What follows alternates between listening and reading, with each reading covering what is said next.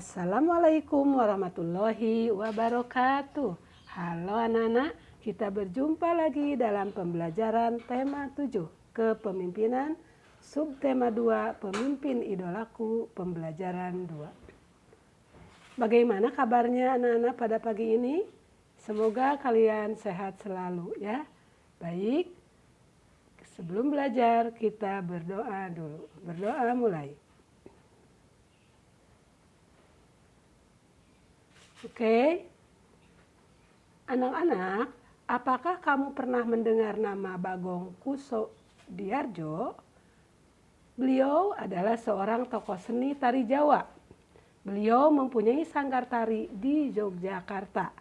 Beliau menciptakan banyak karya tari. Beliau juga memimpin pertunjukan tari. Siapakah Bagong Kusodiardjo itu?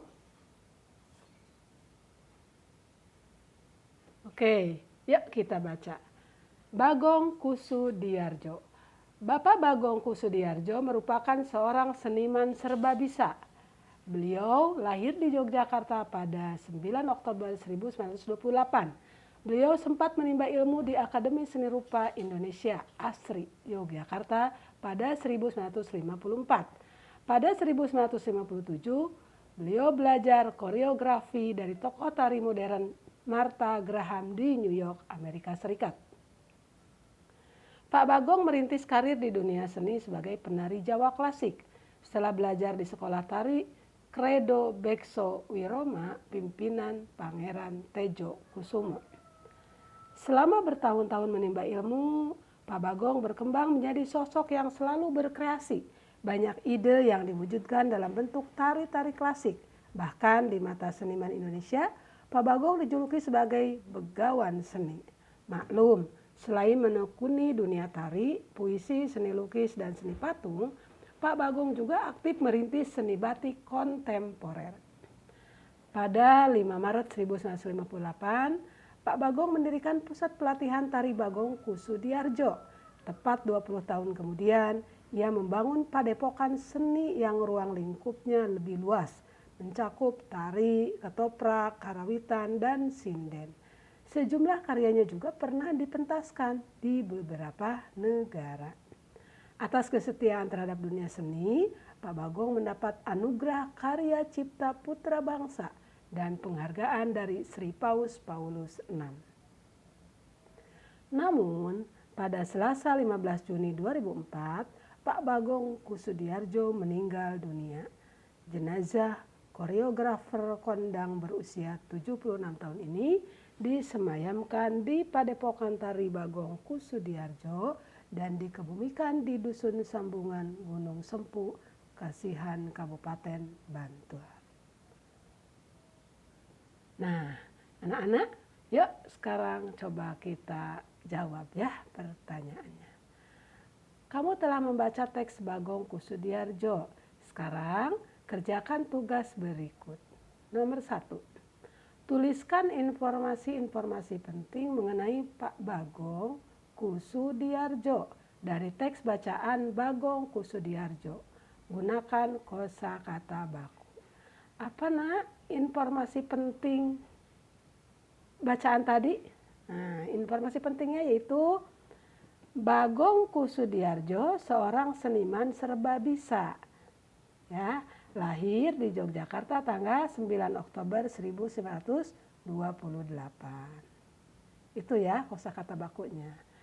Kemudian yang kedua, belajar di Akademi Seni Rupa Indonesia atau ASRI tahun 1954. Belajar koreografi dari Martha Graham di New York, Amerika Serikat. Belajar tari klasik, ya. Belajar tari klasik di sekolah tari Credo Bekso Wiroma. Nah, yang ketiga, tanggal 5 Maret 1958 mendirikan pusat pelatihan tari Bagong Kusodiardjo, ya. Dan yang keempat, mendapat anugerah Karya Cipta Putra Bangsa dan penghargaan dari Sri Paus Paulus VI. Nah, yang terakhir, meninggal pada tanggal 15 Juni 2004. Itu jawabannya ya nak ya. Jadi ini kalian isi. Nomor 2, carilah informasi mengenai judul-judul karya tari ciptaan Pak Bagong. Apa nih yang ciptaan Pak Bagong? Ya, carilah informasi judul-judul karya tari ciptaan Pak Bagong. Apa saja, Nak?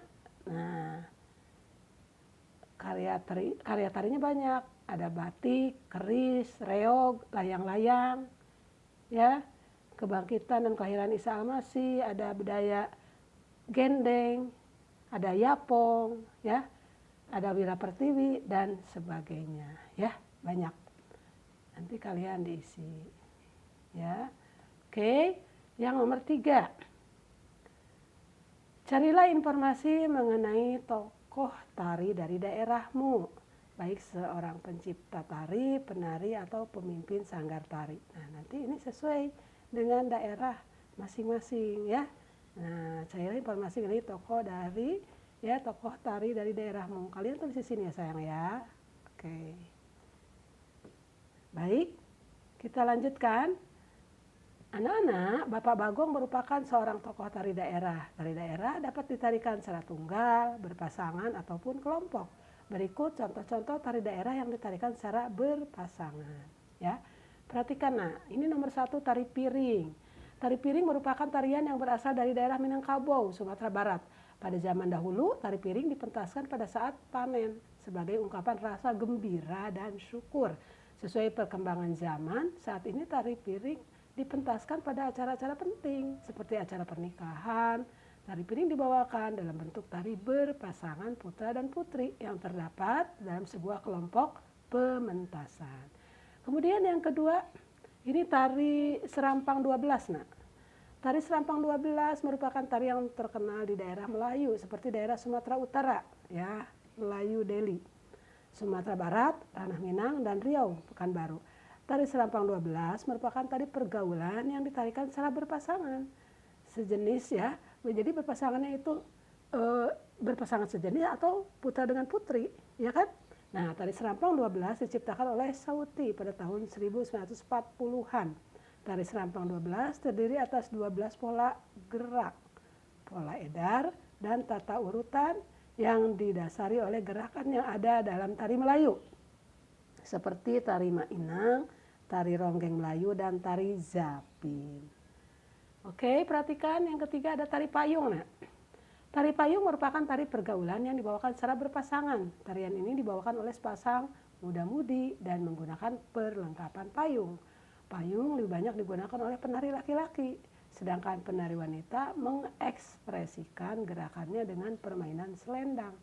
Busana penari pria berupa satu setel baju kecak musang, kain sapi, dan tandak atau songkok. Busana penari wanita meliputi satu setel kebaya labuh, ya, kain songket, ikat pinggang, dan selendang. Ini selendang, ya. Kemudian tari legong. Tari legong dimainkan oleh 2 orang penari perempuan. Oleh karena merupakan tari ritual persembahan, legong dahulunya hanya boleh ditarikan oleh gadis yang belum pernah menstruasi. Namun seiring pergeseran fungsinya sekarang sebagai media hiburan, aturan tersebut sudah ditinggalkan. Penari legong selalu membawa kipas sebagai alat bantu. Perhatikan yang kelima tari janger. Nah, tari janger ini, ya, merupakan tari tradisional asal Bali dan dipentaskan oleh 10 orang yang terdiri atas pasangan muda-mudi. 5 penari pria disebut kecak dan 5 penari wanita disebut janger, ya. Para penari menari sambil menyanyikan lagu janger secara bersaut-sautan. Tarian ini mengangkat kisah atau drama tentang Arjuna Wiwaha, Sunda Upasada, dan lain sebagainya. Meski tidak sepopuler tari kecak atau tari pendet, tarian ini sebetulnya memiliki makna yang mendalam. Lanjut, ini yang keenam tari ketuk tilu. Tari ketuk tilu merupakan salah satu tari tradisional Jawa Barat. Tari ketuk tilu menjadi cikal bakal lahirnya tari Jaipong Karawang. Tarian ini dipentaskan oleh penari-penari wanita dengan gerakan dinamis dan saling mengisi. Gerakan yang dilakukan penari ketuk tilu diantaranya goyang pinggul, pencok muncit, gitek, dan geot. Namun, nama ketuk tilu berasal dari bunyi tabuhan 3 buah bonang yang menjadi musik pengiringnya. Kendati cukup terkenal di masa silam, saat ini kepopuleran tari ketuk tilu justru kalah jika dibandingkan tari jaipo. Oke, perhatikan yang ketujuh, tari Bambangan Cakil. Bambangan Cakil merupakan tarian klasik yang terdapat di Jawa Tengah. Tari Bambangan Cakil menceritakan adegan perang seorang kesatria melawan raksasa.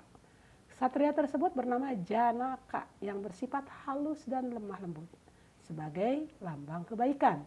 Sebaliknya raksasa bernama Cakil menggambarkan tokoh berkarakter kasar, sombong, dan beringas yang melambangkan kejahatan. Makna yang terkandung dalam tarian Rambang Cakil ini adalah bahwa segala bentuk kejahatan, keangkaramurkaan pasti akan kalah dengan kebaikan.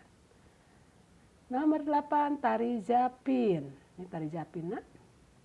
Tari Zapin adalah sebuah tari tradisional yang berasal dari Riau. Tari ini syarat dengan nuansa keislaman, hasil dari proses akulturasi budaya Melayu dan budaya Islam di masa silam. Perhatikan lagi, ini ada tari gandrung. Tari gandrung adalah salah satu jenis tari tradisional khas yang berasal dari Kabupaten Banyuwangi, Jawa Timur. Dalam pementasannya, tarian ini didukung berbagai unsur, yaitu penari, pemusik, alat musik, nyanyian, dan gerak tari. Tari gandrung dilakukan dalam bentuk berpasangan antara perempuan dan laki-laki. Penari perempuan sebagai penari gandrung dan penari laki dikenal sebagai paja. Musik pengiring tari gandrung antara lain kumpul atau gong, ya. Jadi pengiring tarinya itu adalah kempul atau gong, klunting, biola, kendang, dan ketuk. Tari gandrung dipentaskan sebagai perwujudan rasa syukur masyarakat setiap kali setelah panen. Pementasan tari gandrung diselenggarakan sebagai bentuk kegembiraan dan hiburan. Tari gandrung ini akhirnya menjadi ciri khas seni tari Banyuwangi sehingga menjadi maskot kota Kabupaten Banyuwangi. Kemudian tari Golek Menak. Tari Golek Menak adalah tari klasik yang lahir dari Keraton Yogyakarta. Tarian Golek Menak diciptakan oleh Sri Sultan Hamengkubuwono IX dan pertama kali dipentaskan pada sekitar tahun 1941. Tarian ini juga dikenal dengan sebutan tari Beksa Golek Menak atau Beksan Menak. Ide gagasan penciptaan tari Golek Menak berasal dari pertunjukan wayang golek. Nah, anak-anak, sekarang kalian mencoba lihat sebuah video dari tari daerah berpasangan. Coba nanti kalian cari ya, lihat video tari daerah berpasangan. Kemudian kalian perhatikan gerak dan pola lantai penari dalam menyajikan tarian. Kemudian coba kalian tirukan 5 gerakan tarian tersebut, ya. Berlatih melakukan gerakan tari tersebut hingga mahir. Gerak tari berpasangan dapat dilakukan antara laki-laki dan perempuan, perempuan dan perempuan, atau laki-laki dan laki-laki. Namun dalam pelaksanaannya tidak selalu hanya 2 orang penari yang menarikan. Dalam pementasannya, tarian dapat dilakukan oleh beberapa pasang penari sekaligus. Peran tiap penari berbeda-beda, tetapi masing-masing penari berperan serta untuk menghasilkan sajian tari yang terlihat indah dan harmonis. Tarian yang panjang dan gerak tari yang bersemangat dapat menyebabkan penari berkeringat banyak. Ya, betul. Oleh karena itu, para penari sangat memperhatikan kebersihan badannya. Nah, kita juga harus menjaga kebersihan badan. Anak-anak, remaja yang sedang dalam masa pubertas biasanya banyak beraktivitas. Kelenjar keringat dan kelenjar minyak juga lebih aktif akibat pengaruh hormon. Apabila kamu tidak memperhatikan kebersihan badan dan pakaian, tentu akan menimbulkan masalah bagi kesehatan dan dalam pergaulan bersama teman. Nah, coba sekarang diskusikan cara menjaga kesehatan reproduksi, ya, pada masa pubertas, ya kan? Nah, kalian dapat mencari informasi dari buku atau menanyakan kepada bapak atau ibu guru. Jika membuka internet, mintalah untuk didampingi bapak atau ibu guru atau orang tua, ya. Nah, sekarang coba kira-kira apa cara-cara menjaga kesehatan reproduksi, ya, pada masa pubertas. Nah, cara menjaga kesehatan organ reproduksi yaitu satu, kalian coba harus memakai bahan yang lembut, pakailah handuk yang lembut, bersih, ya kan, dan tidak lembab. Yang kedua, memakai celana dalam dengan bahan yang mudah menyerap keringat, ya. Nah, terus apalagi nak? Hindari bertukar pakaian dalam dan handuk dengan orang lain. Jadi harus masing-masing, ya. Pakaian dalam dan handuk itu jangan nyampur. Kemudian pakaian dalam diganti minimal 2 kali dalam sehari, ya, harus diganti pakaian dalamnya. Untuk perempuan sesudah buang air kecil, membersihkan alat kelamin sebaiknya dari arah depan menuju belakang agar kuman yang terdapat pada anus tidak masuk ke dalam organ reproduksi, ya. Dan laki-laki dianjurkan untuk dihitan, disunat, ya, agar menurunkan resiko kanker penis. Itu nak cara-cara menjaga kesehatan reproduksi pada masa pubertas, ya. Kalian ingat-ingat ya. Oke anak-anak, ya kita berkreasi, kita membuat rencana karya berisi cara menjaga kesehatan reproduksi pada masa pubertas.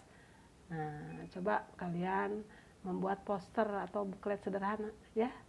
Tuliskan rencana karya yang akan kalian buat, ya, dalam bentuk seperti berikut. Jenis karyanya apa nih? Bahan dan alatnya seperti apa? Isi dalam karya apa? Ya. Oke, ini ada contoh. Contoh, Ibu memberikan contoh posternya, ya. Cara menjaga kesehatan reproduksi. Ini seperti ini. Ya, kalian bisa perhatikan baik-baik yang tadi Ibu sampaikan, ya. Nah, ini posternya. Nah, kalian bisa membuat poster yang lain atau seperti ini. Silahkan. Baik anak-anak, demikian pembelajaran hari ini. Terima kasih. Wassalamualaikum warahmatullahi wabarakatuh.